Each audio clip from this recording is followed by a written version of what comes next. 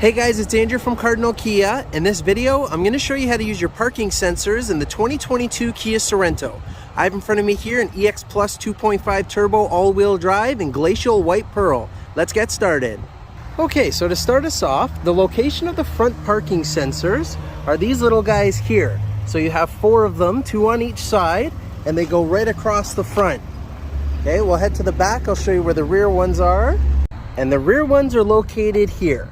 So not every trim level has parking sensors in the front and the rear. I'll list in the details of which trim levels have them. Now let's head inside and show you how to turn them on and off.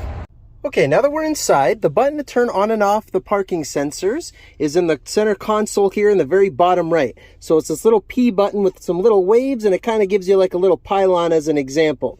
So right now, because the light is on, that means that the parking sensors are activated. If I wanted to turn them off, I just go ahead and press it. So let's say you had rear parking sensors and you ended up getting a bike rack or something on the back. Well, every time you went in reverse, it'd be like beeping like mad because it's blocking the sensors in the back. So you can go ahead and turn them off when you need to. Otherwise, we press the button with the light on to ensure that the parking sensors are now on.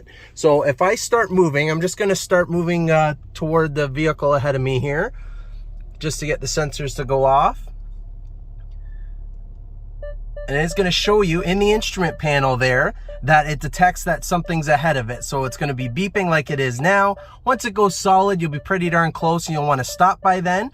But at least it's giving you an example of kind of what direction the obstruction is, whether it's in the front or the rear of the vehicle. And that's how you do it. Thanks for watching, guys.